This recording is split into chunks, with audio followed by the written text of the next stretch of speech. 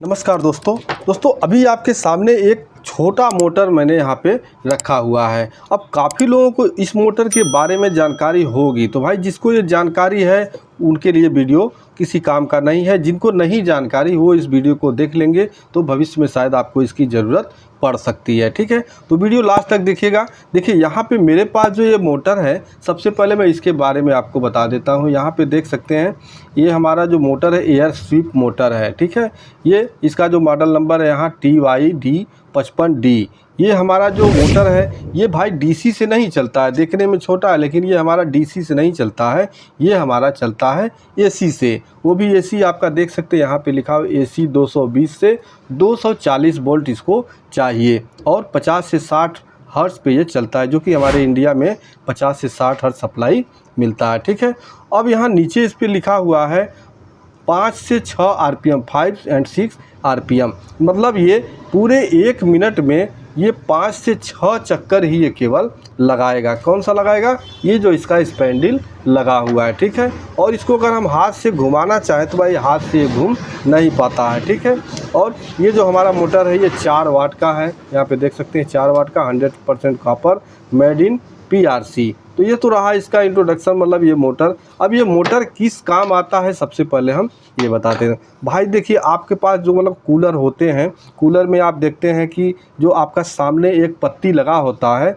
तो पत्ती आपको बिना छुए, किसी कूलर में देखते हैं कि बिना छुए पत्ती इसका दाएं बाएं इस तरह से वो हिलता रहता है। आपको उसमें कुछ भी करने की ज़रूरत नहीं, मूवमेंट करता रहता है। तो उसको मूवमेंट कराने के लिए इसी मोटर का प्रयोग किया जाता है। ठीक है, तो आइए सबसे पहले हम इसको एसी से चला के दिखाते हैं और साथ ही साथ हम ये भी बता दें कि ये जो हमारा मोटर है ये एसी भी जनरेट करता है, यानी कि दोस्तों इसको हम एक तरह से छोटा जनरेटर भी बोल सकते हैं। ठीक है, तो आइए सबसे पहले हम इसे एसी में लगा के और चेक करके आपको दिखा देते हैं कि ये हमारा जो मोटर कितने स्पीड से घूम रहा है। ठीक है, यहाँ पे मैं 220 वोल्ट एसी यहाँ लगा दिया हूँ और इसकी सप्लाई मैं यहाँ पे दोनों वायर सप्लाई में लगा देता हूँ। तो दोस्तों यहाँ पे नहीं सही से पकड़ रहा है, हम दूसरे प्लग में इसको लगा देता हूँ।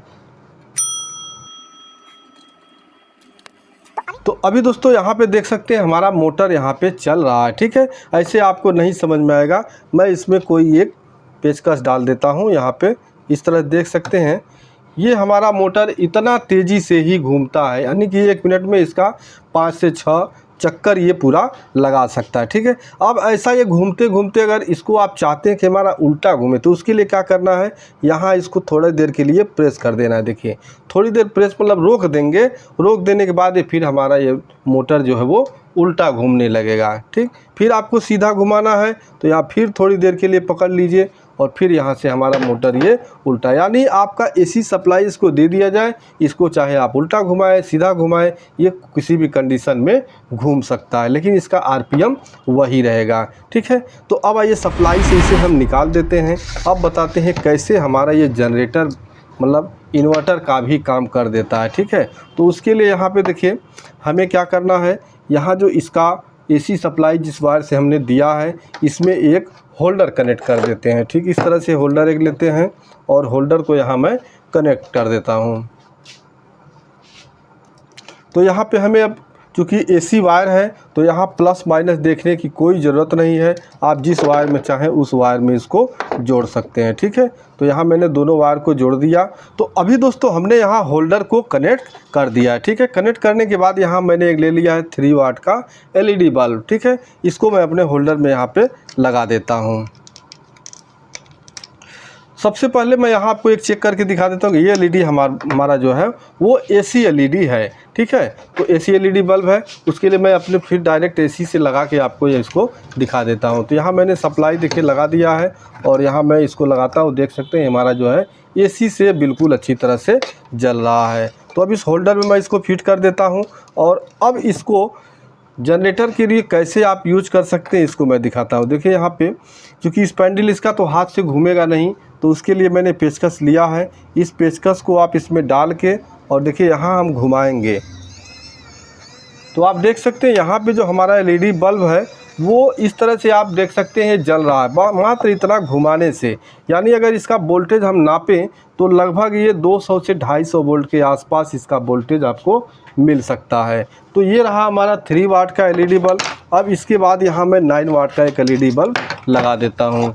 ठीक है, ये 9 वाट का एलईडी बल्ब मैं लगा देता हूँ और 9 वाट एलईडी बल्ब लगा के चेक करता हूँ कि ये हमारा जलता है या नहीं जलता है। भाई ये तार दूर दूर रहे, नहीं तो आपस में सट जाएगा। ठीक है, तो यहाँ देखिए 9 वाट का एलईडी बल्ब भी हमारा बिल्कुल अच्छी तरह से जल रहा है। यहाँ पे देखिए इस तरह से हमारा 9 वाट बल्ब भी जल रहा है। अब ये जल क्यों रहा है?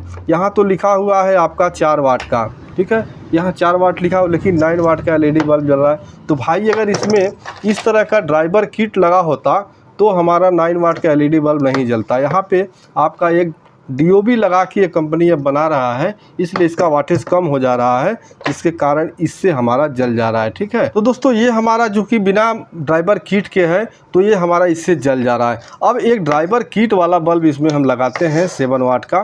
ठीक है, तो ये 7 वाट का हमने लगा दिया। अब आइए इसको हम घुमाते हैं और देखते हैं हमारा एलईडी बल्ब जलता है या नहीं जलता है।